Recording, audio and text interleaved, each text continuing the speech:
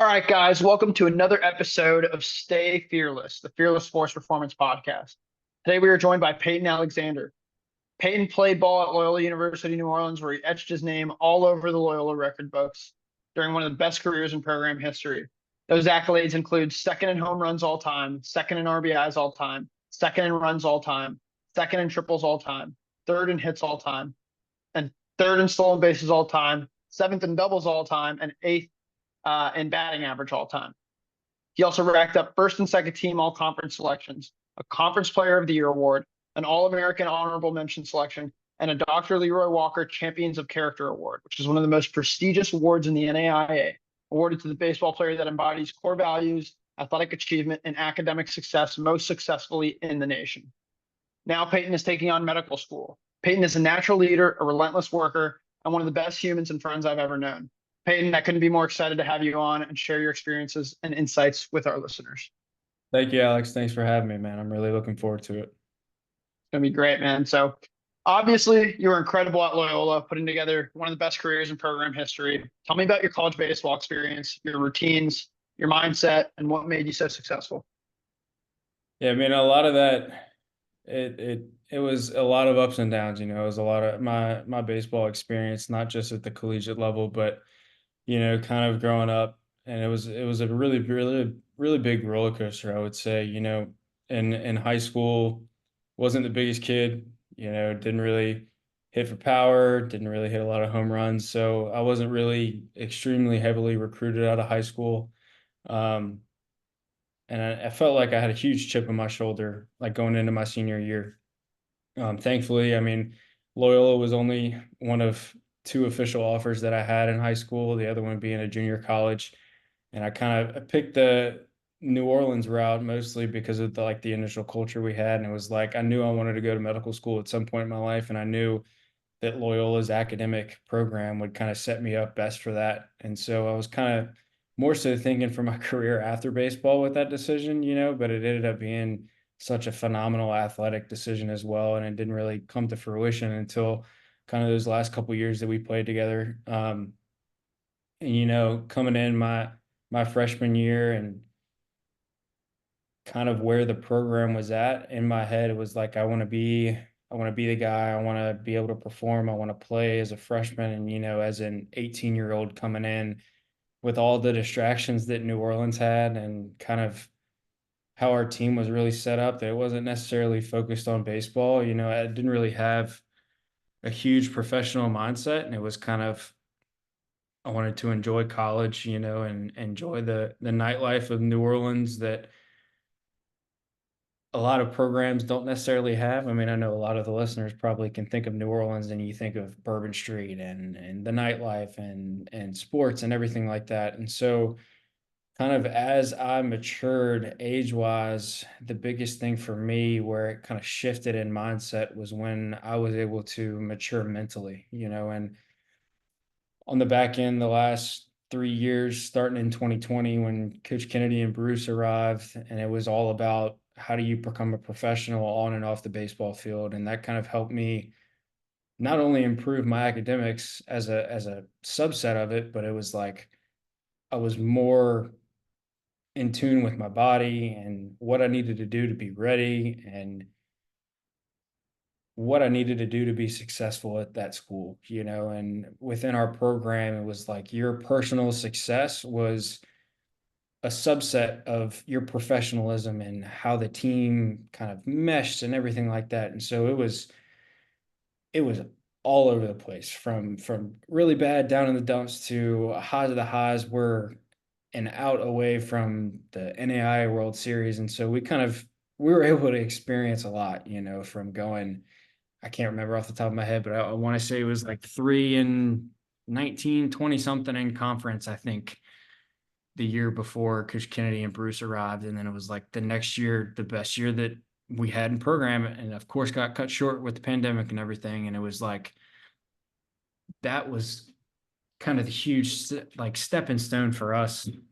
It was great that not only showed what this program was capable of, but it also kind of allowed us to kind of break out of our shell, and become a team that wasn't really the laughing stock anymore, but it was someone to a force to be reckoned with. And so it was, I mean, the best way I can explain it's a roller coaster experience, man. It's you saw the lows of the lows and you got a taste of the highs, and it was something that I wish I could go back. Being 2 years out, it's like I'd give up everything I have right now to go slide at second base one more time and get dirty one more time. It's like that's you don't really realize how much you love something until it's gone, and I sit back and look at games like that we played that are still on YouTube, like maybe once or twice a month, just to like kind of relive it. And so that tells me right there how big of an impact it had on my life. And I know and I hope that I was able to kind of impact the guys around me and kind of give them a sense of pride of how we left that program. Yeah, definitely, man. It was a blast, and those last couple years that I was there, your last few years, were really a special experience, man. And being able to do what we did and turn around the program, and I think a big part of it that made it so special wasn't just that we turned around the program and won. And this might be kind of why we were able to do that, but the people that we did it with, I think we had a really special group, really awesome group of guys. We were real close. Um, and everybody really meshed well, and we really were working towards something greater than ourselves. I felt like everybody really cared about their brothers. They're going out there to perform for their brothers. That was real special. Yeah, and it wasn't even really a performance based thing. That was kind of the big like culture shift for us. It was like we didn't measure our success based on numbers, and that was the huge thing that we needed to do. And we were so privileged to have a group of upperclassmen that kind of led by example, and that was the biggest thing that whenever I remember Coach Bruce and Coach Kennedy came in, it's like, you need to buy in yourself first. And that was, I think, how we had so much success. It was like with the 40 guys that were on that program, obviously you're going to have some bad apples everywhere, but the guys that continuously contributed to that success 1000% bought into everything that the two guys at the helm placed for us. And they did such a phenomenal job of laying out the groundwork of everything that we needed to do. And if you do this the right way, you're going to succeed. And having that mentality of everybody just being completely bought in, it was like, I know this guy's been working his butt off. I know he's going to get the job done, and that sort of confidence came from kind of buying into that process that Coach Kennedy and Bruce set for us. And being around that atmosphere was so infectious. And it was like, there is not a human being, yeah, this guy might be struggling, but I know he's working to get out of it. And it was like, there's never really guys pinned against each other. You're going to have competition. That's how you get better, And so it was really cool to see not just the fact that it turned around. I think for me, how quickly it was to turn around, And the year that we made the national tournament for the first time, and I mean, we got our butts beat. Like we weren't ready for it. We were expecting we were the one seed we were hosting. We were like, oh, we'll run through this. We'll get to the World Series easily. And we went. I mean, we lost game one and then backs against the wall, but seeing our athletic director, the smile he had on his face and the smile that really everybody in the athletic department had on their face after the fact, even though we just blanked the opening round, we're hosting, we have to watch someone else dogpile on our field. The fact that we were able to turn around a program so quickly, it just meant it seeing how much it meant to everybody around us, it's kind of what made it worthwhile, regardless of the fact that our season's over, we're never going to play with guys ever again. We need a different team. I mean, but it was so fun to be a part of, man. Yeah, it really was, man. And it was such a special year because, it was one of, if not the fastest program turnaround in NAIA history. And it was really fun to be a part of. And I think, like I had just said, like the thing that made it so special was the people that we did it with from top to bottom. I felt like everybody on our team was pulling in the right direction. We all really were close. We loved each other. It was a really special group, and not just the guys on the team, but the coaching staff, the athletic department. I felt like everybody involved really was pulling in the right direction, really wanted to see that change happen. And we all kind of envisioned it.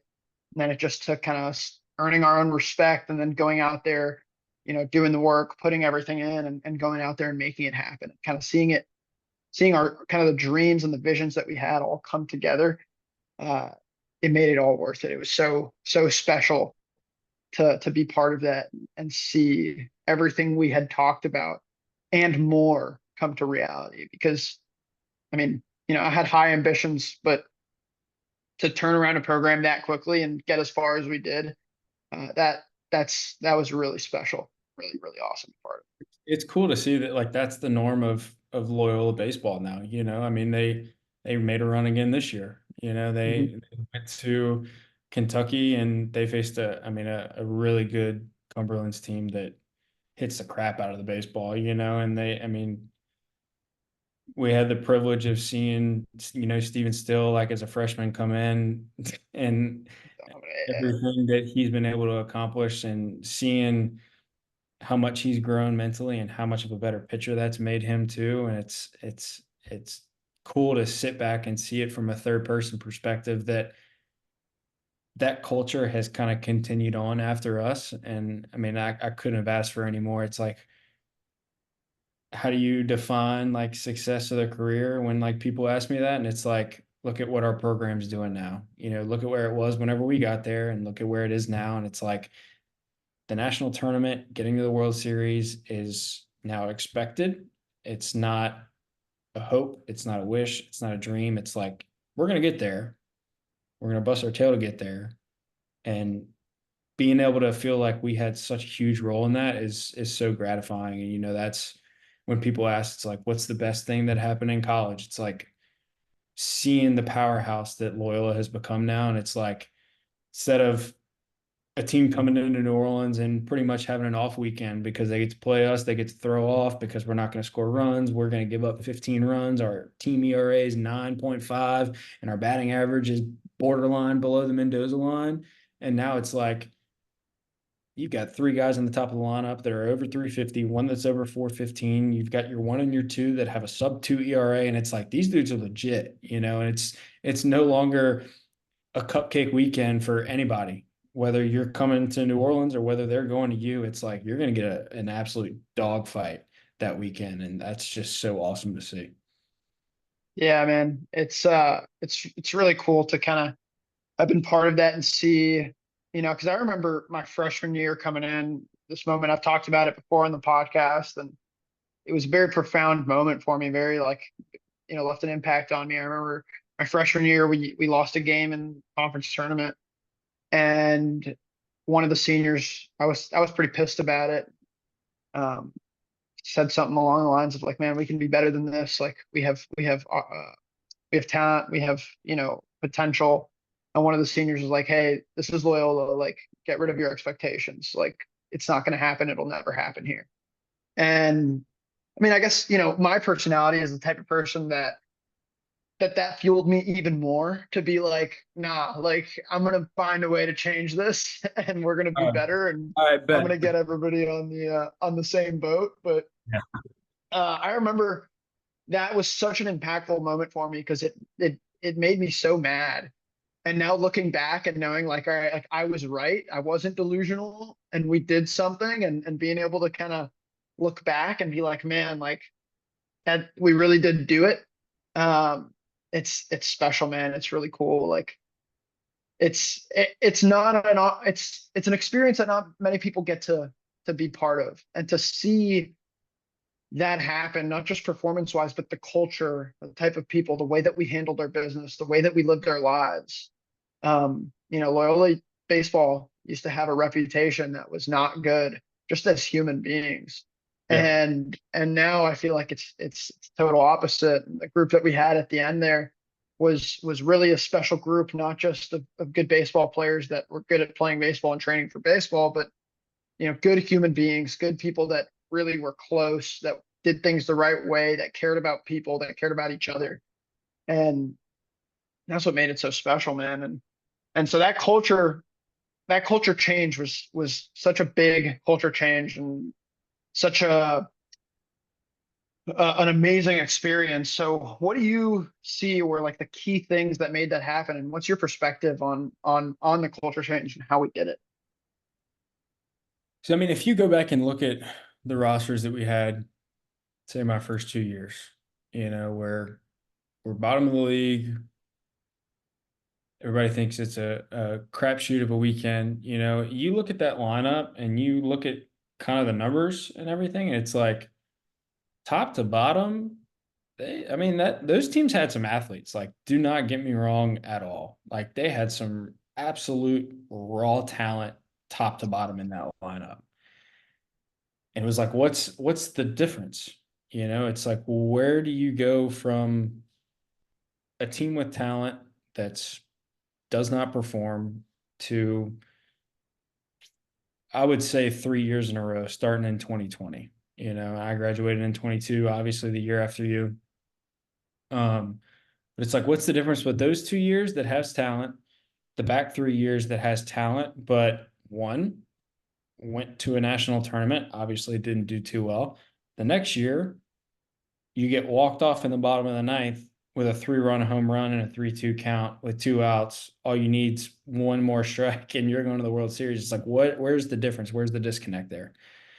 And I mean, that all started with how we prepared and what we did beforehand and having people bought in. And it was like when Coach Bruce and Coach Kennedy came in, like from day one, and I remember like being taken aback by this. It was like our very first team meeting. It was like,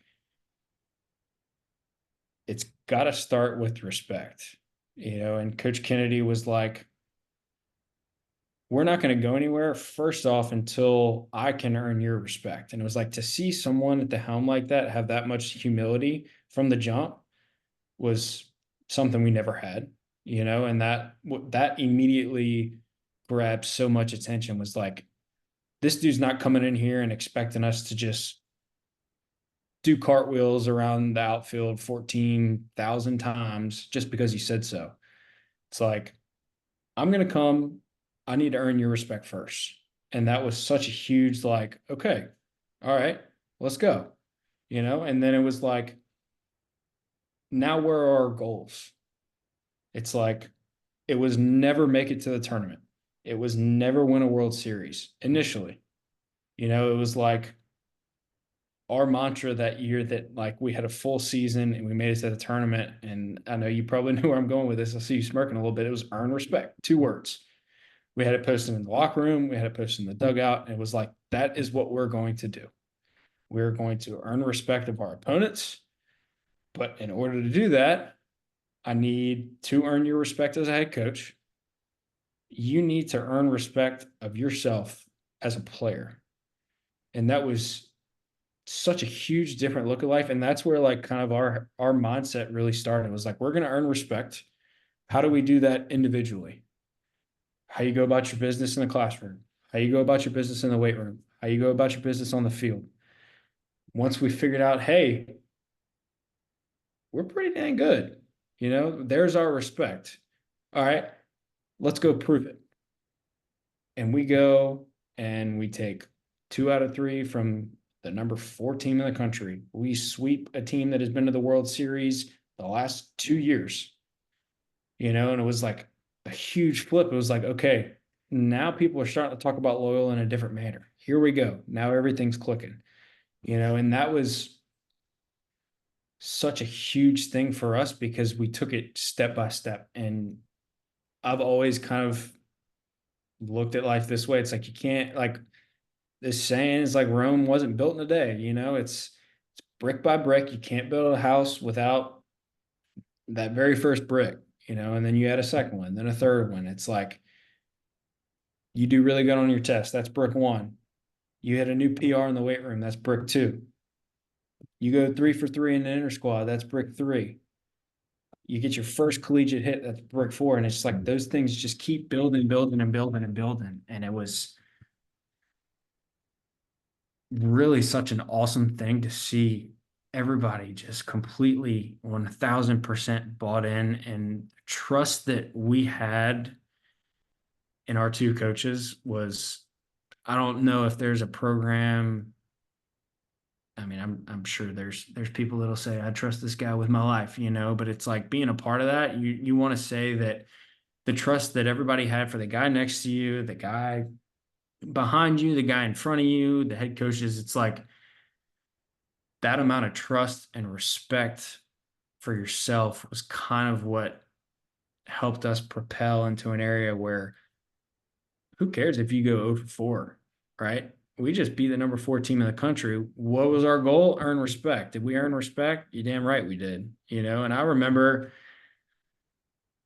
we had a game that we're playing another top 10 team in the country because, I mean, the Southern States is an absolute powerhouse in the NAIA. Like, we played and still is one of the toughest conference in the NAIA year in and year out, because there is at least 5 teams nationally ranked every single year. And odds are there's 3 that are top 10. The year that we keep referring to, there was, I want to say 6, and 4 of those 6 were in the top 15 in the country. It's like, that tells you the level of competition that you have. It's like, if you can't believe that the guy next to you is getting it done, and if he can't believe in you, it's like, what's going to happen bottom of the ninth, 2 outs, win and run on second base? It's like, if your respect doesn't start in the weight room, it doesn't start in the fall. It's like, how is it going to translate to the spring? And it was such a absolutely phenomenal atmosphere to be a part of, because once we started earning respect of others, then it became fun again. We weren't pressing to perform. We weren't pressing to improve our standings in the conference. It was like all the success that we have was a subset of those 2 words, which is just so crazy to think about, that like we weren't trying to win baseball games. It's a crazy thing to say. It was like we weren't measuring success based on a win-loss ratio, a batting average, an ERA. It was like, did we go prove that we are someone to be reckoned with? And it was like, that was step 1 of rebuilding that program. And it was like, you continuously see 3-4 years removed, it's like how we're being talked about on national media and on Twitter and Instagram and on all these polls and everything like that. It's like, you see that like this culture has continued on, and it's so easy to like just look back and say, it's like, yeah, I mean, we had some dudes, man. We had arms that could continuously throw strikes. Like, you were a guy out of the bullpen that everybody relied on. Why? Because of your work ethic. You did everything the right way. You respected yourself. You respected your teammates. You respected your time. And it's like, every single person on that team respected themselves, respected each other's time, respected the practices, respected the workouts. And it was like, being able to have that respect, like confidence kind of followed that respect, if that makes sense. And it was like, I don't respect you, I don't have confidence in you. Oh, I respect you, you're a dude, let's go. I know that you're going to get this done. And so that was probably one of the coolest things to see, that was like how simple 2 words can kind of completely change a team full of, we're all athletes, into a team full of professionals. And that was something that Coach Bruce really, really harped on, of how to be a professional and how to take care of yourself, how to take care of your body. Are you getting enough protein? Are you getting enough sleep? Are you recovering well? And having someone that played professional baseball, and his arm was his money, and it was like, if his elbow's not good, he's not putting food on the table. And he's like, he told us how big of a stressor that is, but how important it was to take care of your body. And it was like the little things, from the fuel that you're putting in your body, and how big of a thing that sleep was. And it was so many different things revolving around being a professional and earning respect, and it was those 2 little things that I think really, really turned this program around, and still continues to do. And I'm so excited. I know we have one of our best friends who was a grad assistant there this year, and now that Coach Bruce is coming back, man, I mean, they've got such great minds in the coach's office now. And it's like those 4 guys, Coach K, Coach Bruce, Coach Hansen, and then obviously Coach Gabe now. Yeah, yeah. And Tucker's coming back too. He's gonna be a grad assistant now. And Tucker coming back, and Tucker is a phenomenal example of how to do things the right way, and having the privilege of I lived with Tucker for 2 years, and I've known Tucker since we were in middle school. Like we used to do hitting lessons together, and obviously he was a few years behind me, but it was like seeing like that maturity level grow. I mean, the people that are in that room, I couldn't expect a better five guys based on mentality and how they carry themselves. I'm so excited to watch them next year, man. Like they've got all the pieces at the helm together, and it's like if this new team is kind of bought into what those guys have, because all five of them bring their own level of expertise, and it's so diverse from five different angles and five different experiences, and it's gonna be fun to watch. I'm so excited. It's awesome to say that I'm proud to be a graduate of that school now.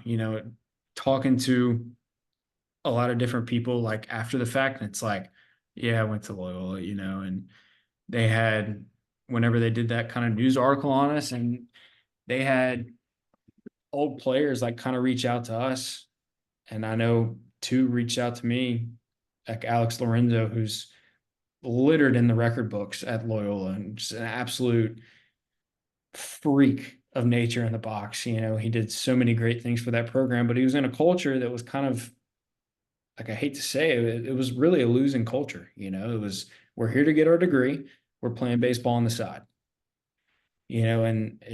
Looking back, it's like I wonder where he would be now if he was in the type of environment that we created because of how good he was. You see it in It the would have record book. elevated him. I Yeah. mean, 1000%. And it's like he reached out to me after the fact because he took me on my visit my senior year of high school. And so he reached out to me after that, and he was like, thank you for making me proud to graduate from this school now. And it's like to hear that, that's where that's the biggest testament to how this culture is, what this culture has become, really. For someone that's been removed from the program for 6 years, 7 years, who's in the Hall of I think Yeah, Luis he in the is. he's in the Hall of Fame. Alex is in the Hall of Fame. Yeah. That's in the Hall of Fame too. For someone who's in the Loyola Athletics Hall of Fame to say thank you and like your program for making this, just making me proud to have played there, proud to be a part of kind of a building block. I mean, what he was able to do was kind of a huge goal for a lot of our athletes. It was like, that's the guy we want to chase. We want to chase the Alex Lorenzos, the Luis Anguizzolas. Like, that's who we want to chase as a hitter. You know what I'm saying? And to hear that from guys, that kind of brings me back to like the greatest achievement in college was making that program better than what we found it. And hearing that from a third party that has absolutely no idea what's going on in the clubhouse, what's going on in the dugout, it was just absolutely awesome to be a part of. Yeah, it was special what we did, man. And um, yeah, dude, I think those first few years, I wasn't proud to put on the jersey that we were putting on, and it's very frustrating to be part of that team, part of that culture, and to leave it the way we did, where I feel so proud of Loyola, and I'm always watching, like I'm always following, watching all their games, like locked in on what's going on with that team. I don't think if we would have left the culture where it was and had the last couple of years that we had, I don't think that I would feel the same way about that team. And so now to be so pumped about that program, that culture, what we left, the mark that we left on it, the what we built and what's being continued, like what's continuing to be built. It's really special, man. And yeah, like you said, earn respect was such a big part of it, because when you earn your own respect, you develop confidence. When you earn the respect of others, they develop confidence in you. And like that confidence, I talk about this a lot, is like baseball, it's a team sport, but it's also characterized by a bunch of individual battles between pitcher and hitter. And that battle, I think a massive part of it is who's comfortable. And that comes from confidence, right? Like if you're confident, you're gonna feel comfortable. And so when you earn your own respect and you have that confidence in yourself of the work that you put in, you can just go out there and compete. You're comfortable. You're just enjoying the competition and allowing the performance to just be a byproduct of the respect you've already earned from yourself. And then on the other hand of it, your teammates have confidence in you and everybody else in that clubhouse. And so when you're out there and your brothers are confident in your ability to get the job done and everybody around you is confident in you, that lifts you up. And then on top of that, when you're in the box and you have confidence in everybody around you, your teammates, the guy behind you that's hitting behind you, that totally changes your approach, because now you don't have to be the guy all the time. You can just go out there and compete and just keep passing the baton. And I think that's what made us so special, is a different guy was coming through every day and everybody was contributing, and we weren't relying on, one guy in the lineup. And that, took a little bit of pressure off of guys like you, Alan, Squid, Payton, to have to be the guys in the middle of the order. We had a bunch of those guys that you guys were just able to go out there and compete. Everybody was able to just go out there and compete, and everyone was going to pick each other up. Yeah, it frees you up, man. Like that's a huge thing that, I struggle with. I know, like, everybody that truly knows me as a baseball player knew how mental, like, I could be at times, and after that second year, that was just really demoralizing. Like, you brought up the fact that you were kind of dreading putting on the uniform. Like, there was a point, like, in the summer, like after my sophomore year, it's like, do I want to do this still? Like, completely removed from obviously the things that I was able to do my last 3 years, but it was like there was a point where I didn't know if I wanted to play baseball anymore. Something that I've done since I was like 5 years old, since I can hold a bat in my hand. It was like that was my life. And I was contemplating, like, hanging it up. It's like I'm not enjoying this. I'm not having fun. Put too much pressure on myself. I'm doing this, I'm doing that. And it was like having guys that you could trust that would pick you up. Like, I was so blessed the year that I did really well, that I had a dude who stole 30 bags in like 20 games hitting in front of me, Brandon Duhan. I had the leader in every single offensive category that you could possibly think of in the Loyola record book hitting behind me. Behind that was a Division I transfer. Behind that was a Division I transfer. After that were 6 dudes that we have spent countless hours in the class together, in the weight room together, on the field together, that I trusted with absolutely every single thing that I had. And I always put so much pressure on myself to feel like, early on especially, that either Alan and I had to get the job done. It's like if I didn't get on and he didn't put me in, we weren't scoring that day. And that was such a huge thing to consume someone who at the time was definitely not mentally strong enough to handle that type of pressure. Like my first at bat, my first start in conference my freshman year, I had a golden sombrero. Why? Because I faced 95 from a 3/4 slot and I had absolutely no idea what I was doing. I remember looking absolutely stupid. It was the first time I've seen 95 with a wipeout slider and a dude that just painted every single pitch that he had. We faced that those last 3 years still. And it was like the work that we put in before, falling back on that training, not feeling like I have the pressure on, if I don't get this done, we're not gonna score. And being able to play so much freer and just enjoy it. Like those last 2 years, I probably smiled more in 2 games than I did the first 2 years of my career at Loyola. And that was a huge thing for me. It was just, obviously, like, I'm a huge analytics guy. Like, I love numbers. I loved watching arms before we played them and talking with different hitters about what we saw, what he liked in different counts, yada, yada, yada. But it was like, as soon as I got in the box and whenever that kind of culture change of like just earn respect, and the mind shift changed of, I don't care if I get a hit or not. It was like sitting down and talking with Coach Kennedy. It was like, how do I define success in the box? And for me, instead of turning it into I need to get in scoring position so Allen can hit me in. If I don't, I suck. Those back few years, it was like, I want to find a barrel. All I wanted to do. If I grounded out to short, but I hit it 104 miles an hour, W in my book. If I hit a 104-mile-an-hour screamer down the right field line, I get a triple. W in my book. If I had an absolute piss missile to center field and it's caught and the dude doesn't move and I pretty much just threw him a strike 320 feet away, that's a W in my book. It was like it took hit, no hit out of the equation, and success was that I hit a ball hard. That's all you can ask for, because I mean, baseball is such a hard game where you ask somebody to hit a round ball with a round bat square 3 times out of 10. It is an extremely hard thing to do, and it makes it even more harder when you've got a lefty on the mound that's an All-American that's throwing 95 with 3 inches of arm side run, that can throw a split change on a dime, that has a curveball that's also working for a strike, that starts at your eyes and ends at your ankles. You know, it's like, where do you simplify that for yourself? And it was like, my version of success definitely wasn't the guy in front of me or the guy behind me's success. You know what I'm saying? It's like you said, it's those individual one-on-one battles. And it's like, how do you get comfortable in that situation where it's like, I'm not pressing to get a hit right now. I just want to hit the ball hard.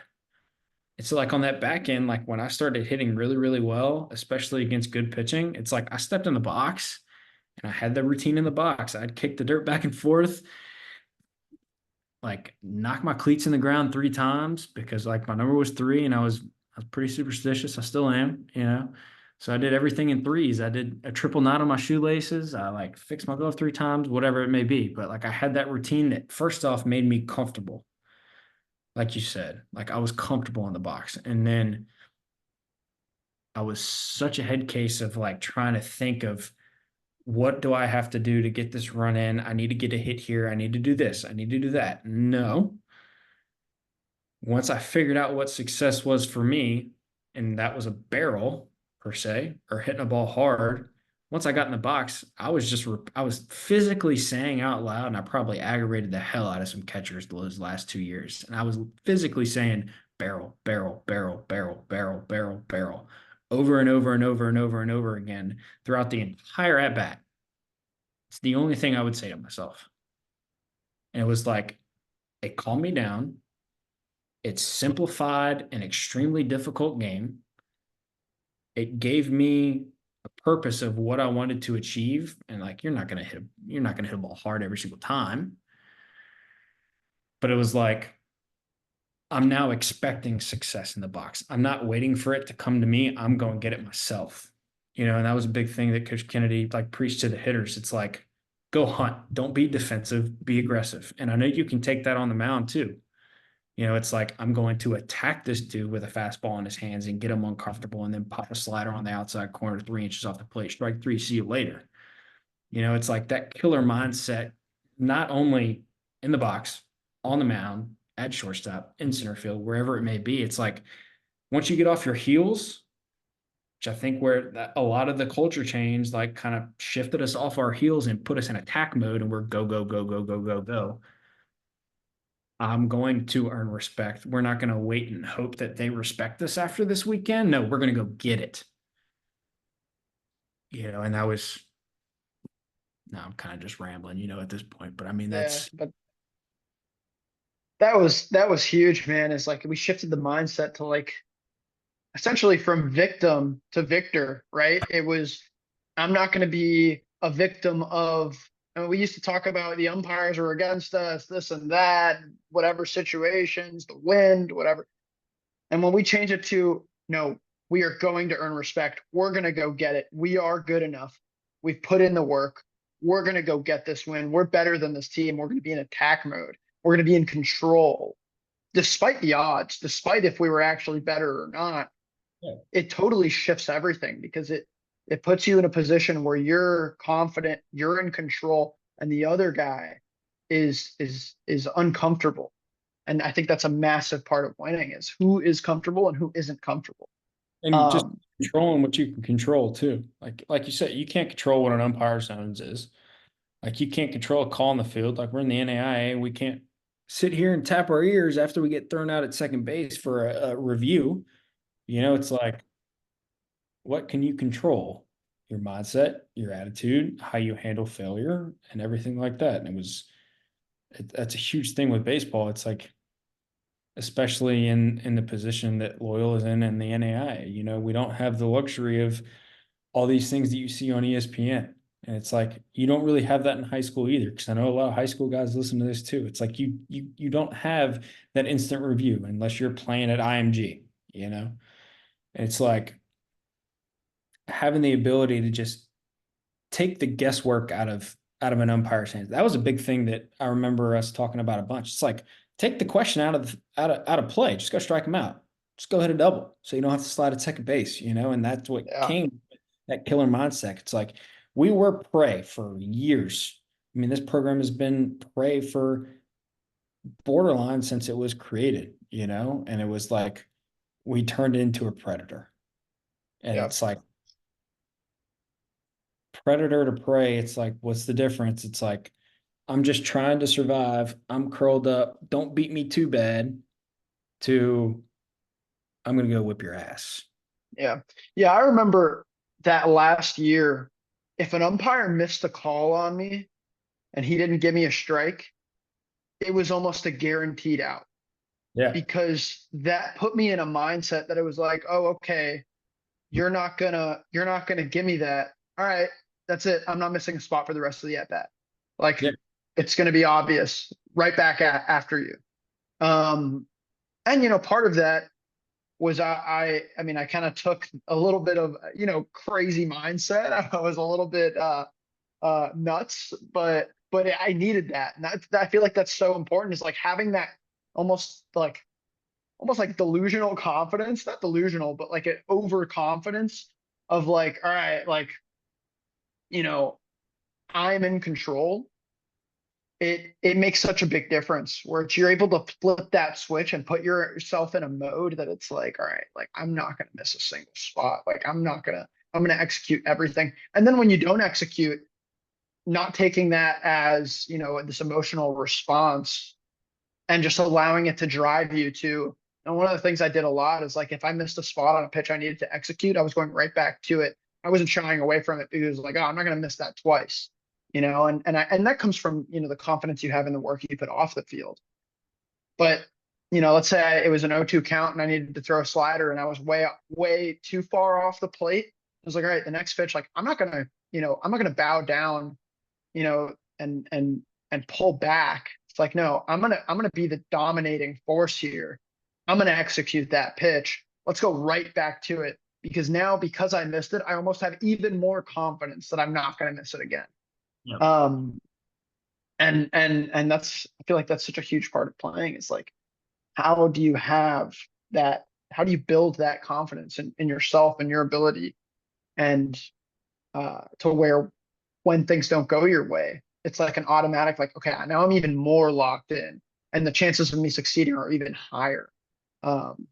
Jack, and like that's another huge, really, really good point. It's like, especially in baseball, it's like, how do you deal with failure? And like, I was a young teenager that did not handle failure well. When I was in that mindset of, I need to get a hit, I need to get a hit. My success is based off of the three numbers that follow the letters BA, and it turned into, how do I mature mentally and how do I hit a reset button to get back to normal? And your reset button was extremely different from mine. Mine was different from the other 8 guys in the lineup. It turned into a huge joke, because like played with so much emotion. Like I always had so much emotion on my sleeve, and I always got fired up when I got a big hit per se, or made a big play, or when someone else made a huge pitch or someone else got a huge hit. It was like I let all my emotion out, and I let all of my negative emotion out in middle school and high school, my first 2 years in college, that just didn't show much emotional maturity by any means. And like when I say it turned into a joke, it's like, you remember the trash can very, very well.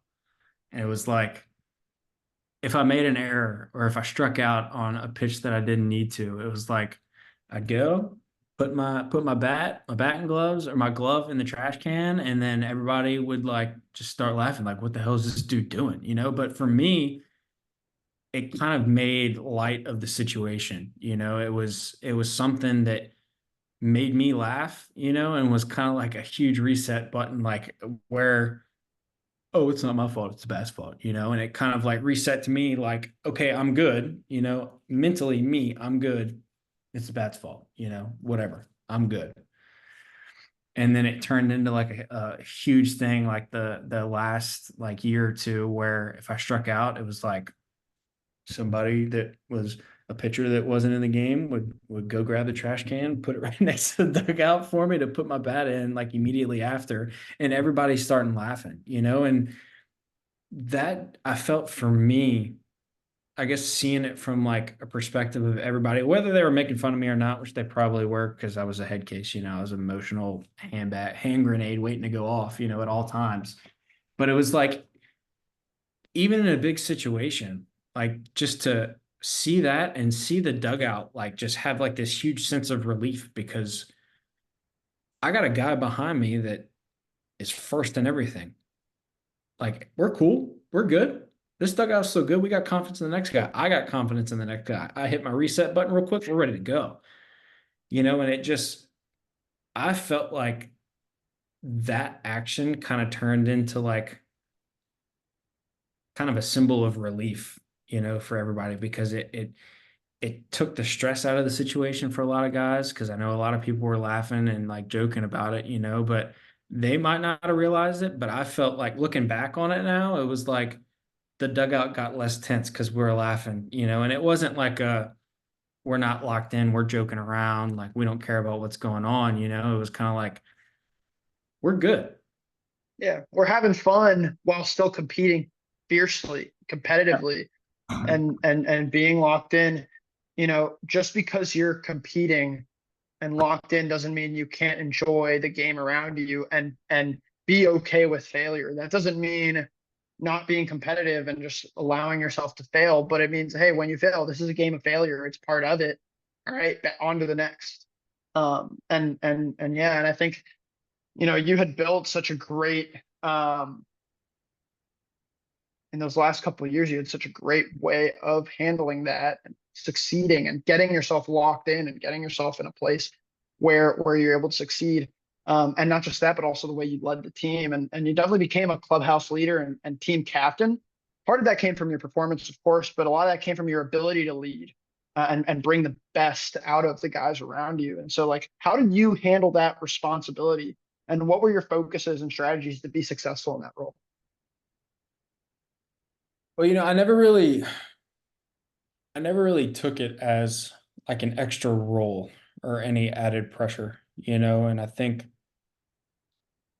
I had the pleasure of working alongside. I mean, I keep talking about him, but I don't think any of my success at that level would be possible without Alan, and we played together for a summer right before I got to Loyola, and so I kind of knew of him because of his name. And then from 2018 to 2022, whenever we both finished up, it was like the only time I didn't play catch with him, and he wasn't my throwing partner, was when I was hurt or when I was dealing with something, and he was my workout partner for 5 years.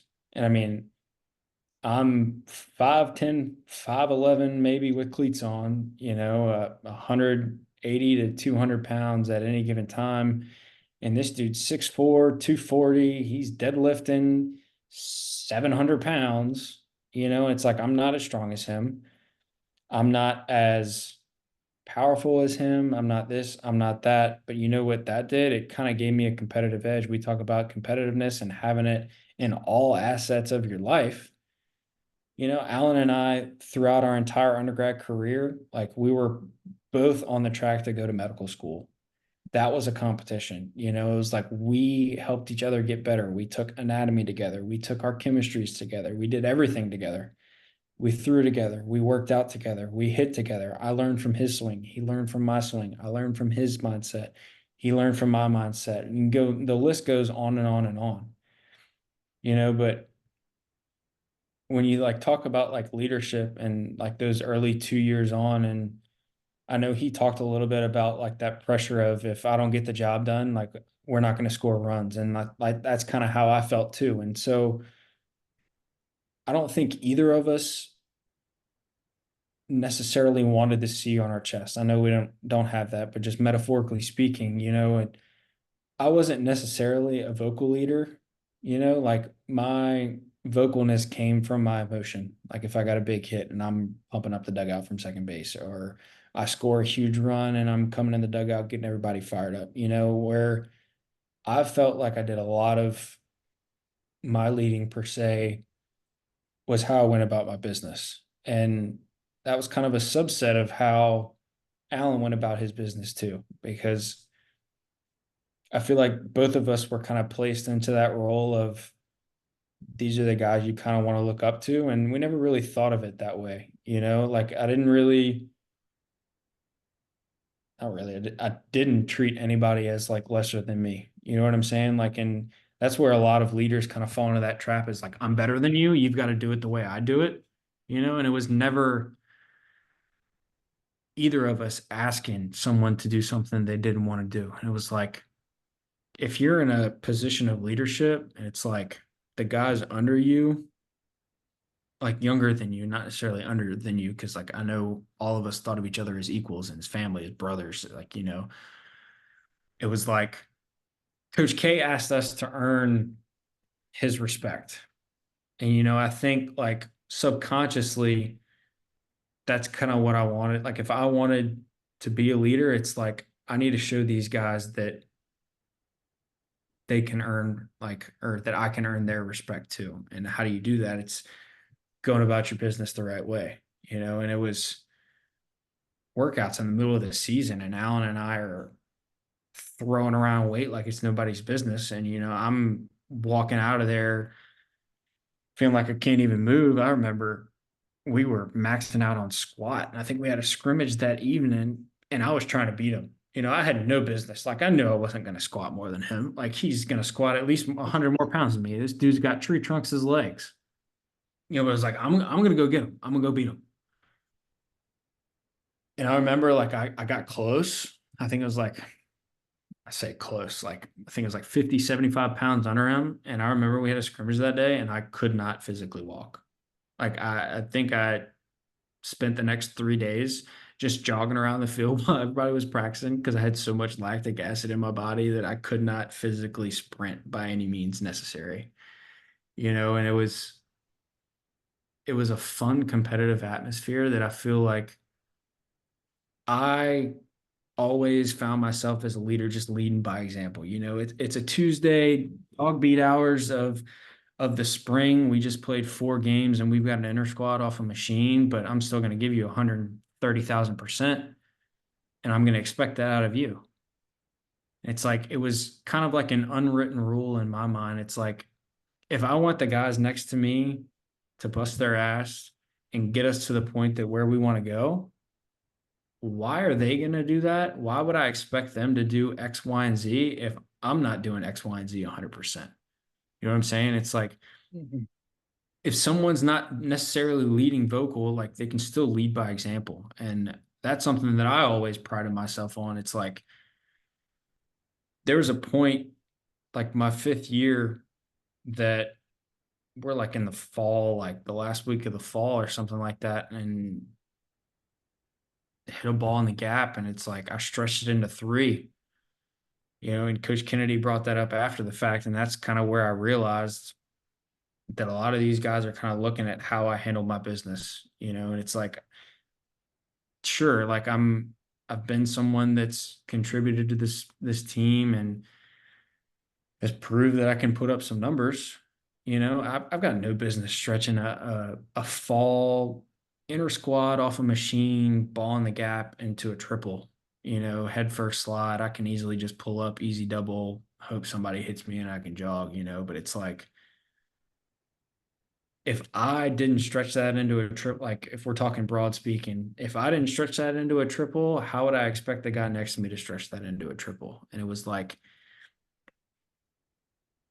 that's kind of what I expected about everyone around me, and I know you could probably talk about it from a third party perspective. Like I know like a pitcher is not going to go in there and hit in the box, but like I know that action right there is going to be seen by everybody in there, and it's going to kind of light a fire under their ass necessarily. And that's kind of what I wanted to do. It's like, if I'm technically in a position of leadership and I'm not acting like I'm still fighting for a job, it's like, how can you expect someone who's physically fighting for a job to buy into what you're doing if you're going to say X, Y, and Z? Oh, I'm bought into this program, I'm bought into this mindset, and you're not going to go and do it. Your word means nothing. It's like, I've always been a person in life that it's like, it doesn't matter what you say, it's what you do. It's the actions that matter. So it's like, I can sit here and say that, see y'all at 6 a.m. We're going to work out. We're going to do this. We're going to do that. Hey, get to the field 2 hours early. We're going to hit. But if I say, hey, we're going to have a pretty much a pre-practice at 10 o'clock when we have actual practice at 12, if I'm not there at 10 o'clock, who's going to go? If you're someone in that position. Excuse me. But it's like, I feel like a huge part of leadership is backing up what's said, if it's even said. A lot of things can be kind of left unsaid, and you just go put in the work and do it. It's like, if I can, in my head, in that specific point in time, if I can do well in class, if I can show up early, if I can do this, if I can do that, and I can still compete on weekend, why can't you? Does that make sense? I'm not trying to sound, Totally. but Yeah, totally. I think that's what the best leaders do. And, it doesn't have to be vocal, and the best leaders aren't necessarily vocal. It's about the action that they put in, the work that they put in, and earning respect. Because, and you kind of mentioned, like, from a pitcher's perspective as well, like, you see a guy working their butt off and then performing and busting their butt on the field. It makes you want to work harder. It makes you want to perform better, and it elevates you, because now you're not doing it for yourself. You're doing it for the guys around you. And it's so much easier to sustain that than it is to sustain doing it for yourself. When it's about your team, your brothers, so much. I talk about this a lot. It's like my mindset out there and what fired me up, my driving force at the end of my career. And it was so much easier to sustain. I was able to have full seasons where I was peaking in the playoffs. It's like, my mindset was, give the people what they want, and it sounds kind of crazy, and maybe I was a little crazy, but that was sustainable. Whereas when I was thinking about, like, I need to do this for my performance so I can get my career to the next level, I need to do this, I need to perform this way, I need to earn this job, I was burning out easily mid-season. And once it became about my team and about winning and about what I could contribute in the role that I was, that totally changed the sustainability of my performance. And I was able to elevate my performance even more, because I felt like I was able to focus so much easier. And it's easier when you're in a culture that wants to win. And that's the importance of building a culture, finding a culture, because when you don't have people around you that are all pulling in the same direction, it's hard to want to push yourself for those guys. But when you build a culture like that everybody's working in the right direction, in the same direction, everybody loves each other, so much easier to push and get after it. yeah, I mean, you said, like, give the people what they want. It was like, when you change that point of why am I doing X, Y, and Z, it's like, what filled the tank for me in the past when I was mentally immature was getting a big double, and it was like, it shifted to where, like, say you're in a position of leadership and you need to go address somebody with something, which, like, it's always going to happen at some point. It's like, I remember Coach K saying, it's like, if I were to go talk to, like, a different player or something like that, and they don't have my respect, they're not going to listen to me. Like, they're not going to. And it's like, we talk about respect so freaking much, but it's like, if I couldn't prove, like, in a certain situation that I'm willing to do this. How can I go and ask someone that's not necessarily doing what we think as a collective group, like what our standards are? What right do they have to listen to me? Absolutely none. And it's like when there's like self accolades that drained you out, drained me out because like we weren't performing and it was just absolutely miserable, like whenever it shifted to that where like I'm expecting everybody around me to go 1,000,000%. It's like what filled my tank? You asked me that after the fact. It was like, I think I got more fired up like towards the back end when someone pushed a flare down the right field line into a hustle double when I just struck out like the pitch before per se.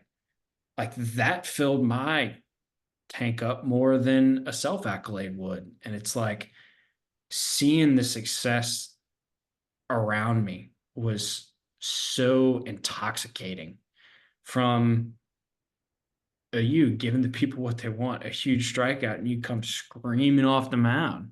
That fired me up, and you're giving me what I wanted in a certain situation. It was like what I wanted was to see everyone fly around the bases, and I couldn't expect that out of anybody if I didn't set that precedent myself, or if Allen didn't set that precedent, or if Coach K or Bruce didn't set that precedent. It's like it's top down the tier system. You know what I'm saying? It's like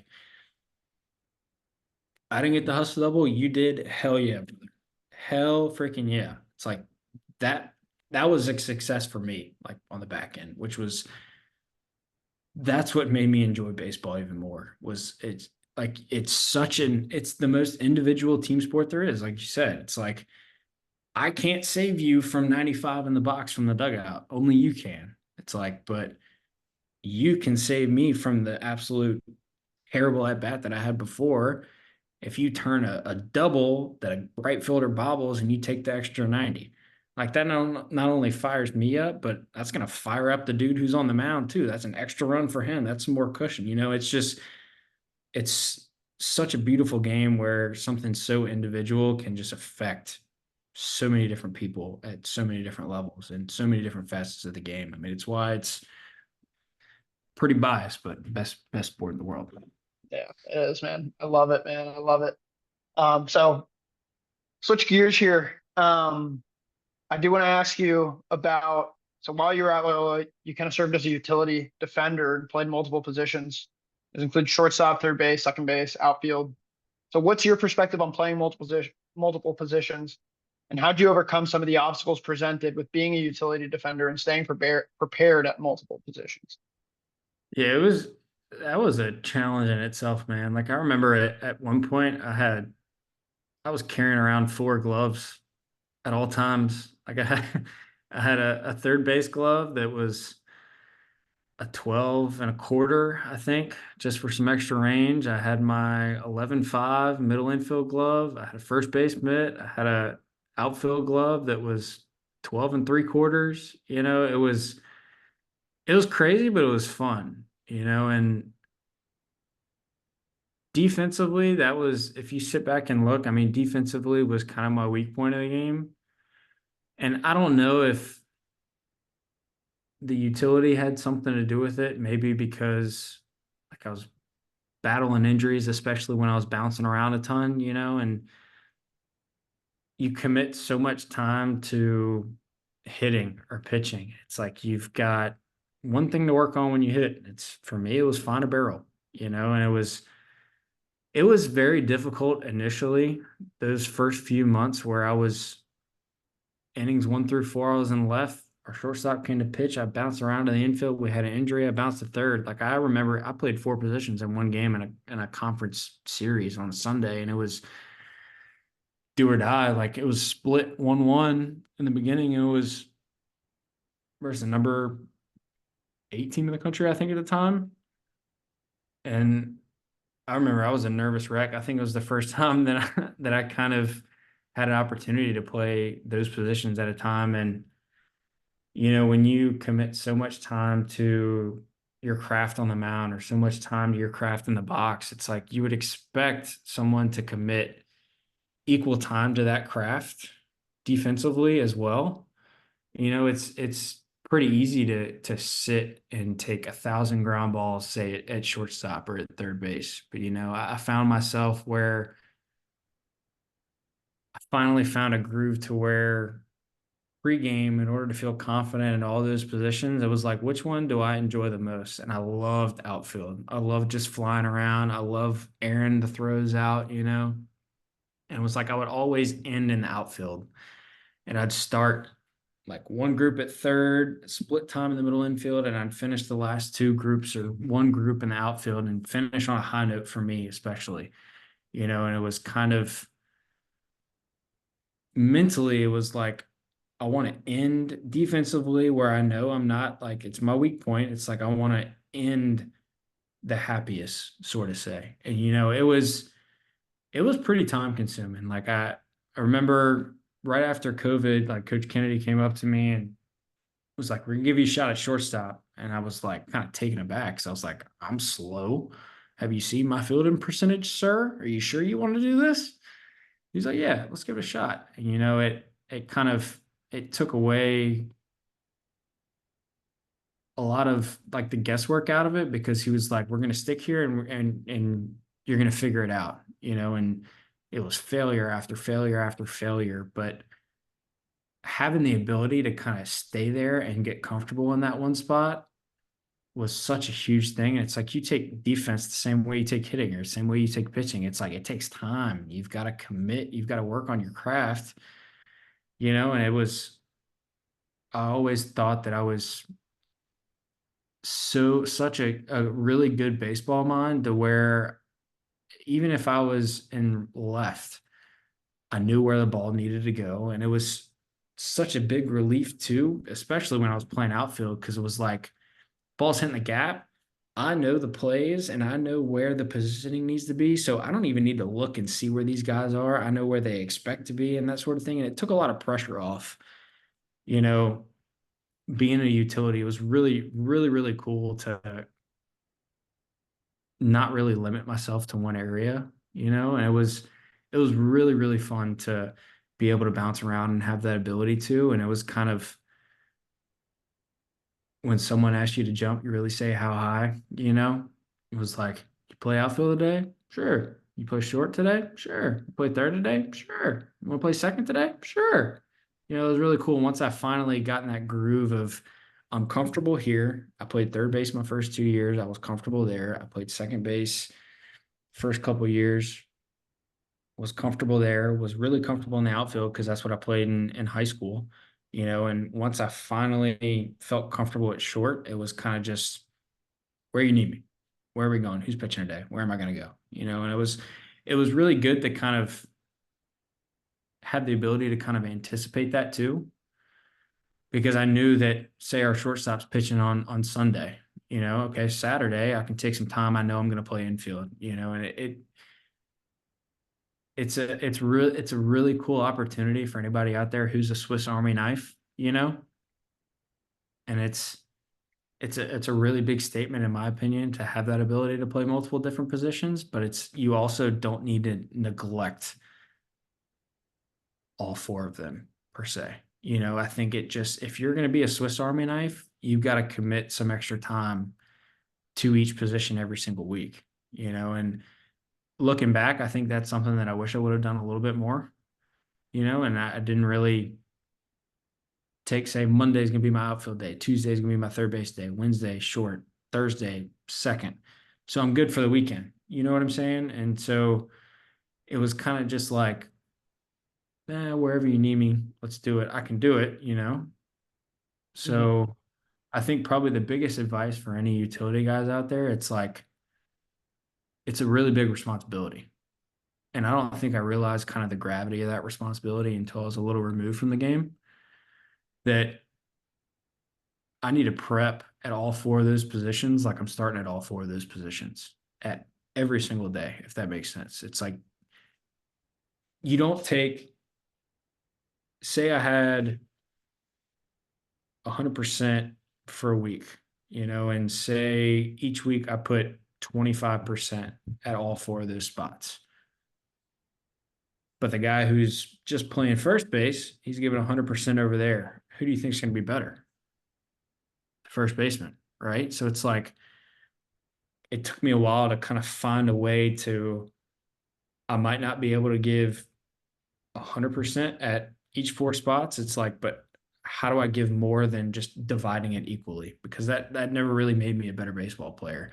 And that's probably one of the biggest things. You sit back and ask and look, it's like, where could I maybe improve? And it's like I always go back defensively. And it's like if I was expected to play at a high level at all four of those positions, why didn't you train like that? You see what I'm saying? Exactly. Yeah, totally. Totally. And then I think that kind of brings us into the last question, then we'll wrap it up. So, one of the common things that a lot of athletes feel at the end of their careers is that they wish they would have learned certain lessons earlier than they did.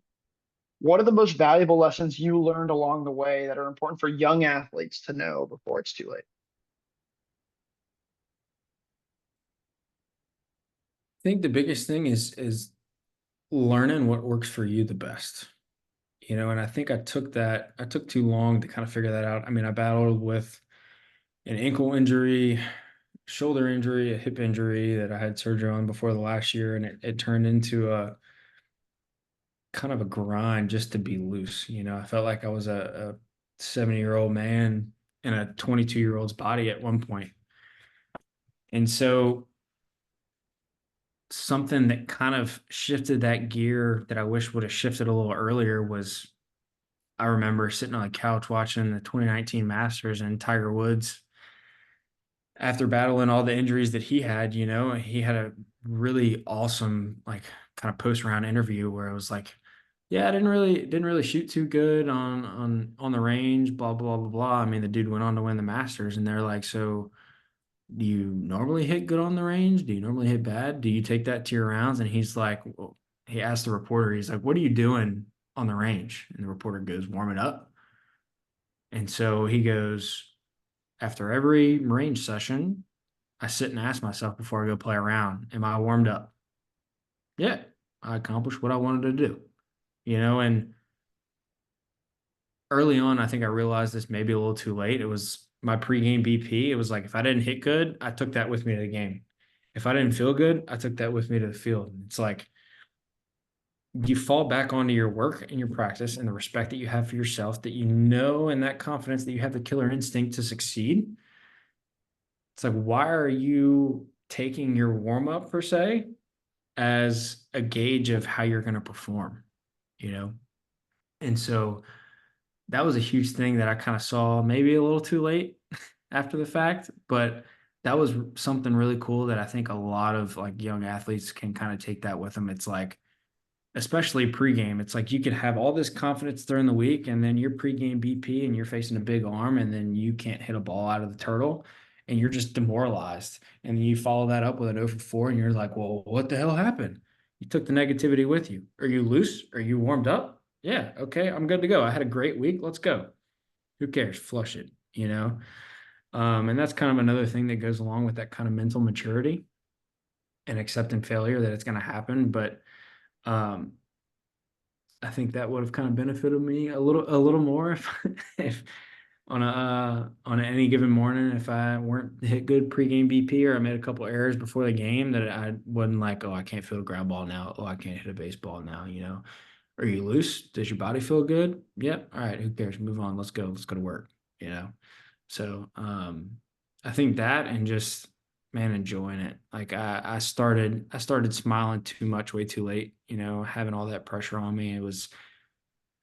I took kind of the professionalism a little too literally per se, and it's a different story, obviously, for someone who's playing this game for a paycheck and to put food on the table for your family and provide, but in that situation, especially in high school and early on and college, like it's a kid's game, man. Like, enjoy it. And even if you're not going to succeed the way you expect to or want to, it's like, especially if you're playing college baseball, it's like the percentage of high school athletes that go on and play at the next level, it's slim to none compared to the US population, man. It's such a blessing that's severely overlooked. And I overlooked it with a lot of the pressure that I had to perform, especially on myself, and just enjoy every single second, man, because like I said kind of earlier, I'd give everything to go up and stand in the box and swing and look stupid for 3 strikes and go sit right back down. I'd give it all up again, man. Like I really would. And it's just, it flies. Enjoy every moment that you're in, live in the moment, compete, and get after it, and just smile. Totally, man. Totally. I totally agree. And I feel like that elevates your performance as well.